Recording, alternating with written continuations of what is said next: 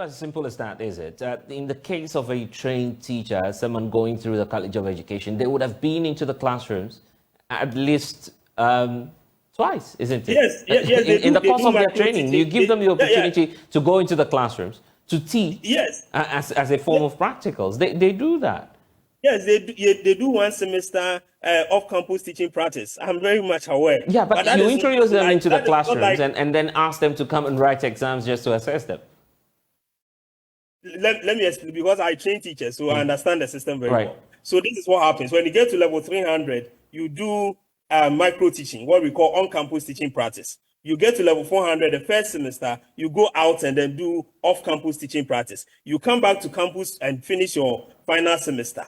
When you finish, the law is that you are supposed to sit for a licensure exams. And that is for the National Teaching Council, which is a council different from the tertiary institutions and GTEC. They are supposed to register the teachers and license them. They say that we want to ensure that those who we are going to register and license, they are of a certain caliber. You have gone through this training. The curriculum for the colleges and the curriculum for the tertiary institutions are supposed to prepare you to, 1, understand your professional practice, to get professional knowledge, and have certain attitudes and values that will enable you function well in the classroom. Can we test and see whether you really have an understanding of these things? And you sit for these papers and you fail. You don't expect the National Teaching Council to register you to go to the classroom because you have failed the basis of the standards that we hold for the teaching profession in this country. And that is why I'm saying that this is not something that anybody should be so much worried about. We are just ensuring that the best are sieved so that they will handle our case in the school. Let me give you a simple example. I'm interested in economics because that is my field. I saw the cons papers.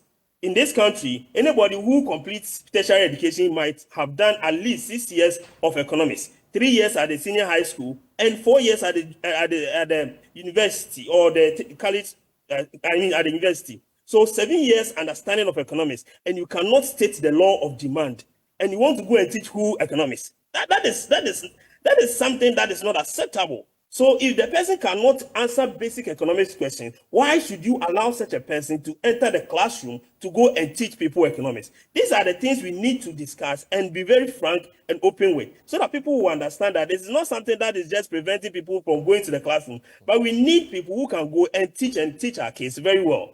Okay, Clement Apak is a member of the Education Committee in Parliament. Is joining us now to make any final comments. I think my senior brother, Dr. Apak, should just avert his mind to some of the things that happens on campuses in relation to the training process, because I know that there are courses that are done specifically to prepare the students to write the licensure exams. That is a fact, so we should check that. I also believe that this is the way to go. The system is robust. We just need to sustain it and implement it faithfully for about 10 years, and we see a drastic change in the quality of teachers that will transform into the quality of teaching that happens, leading to quality education, quality outcomes, and our children will be prepared for the future.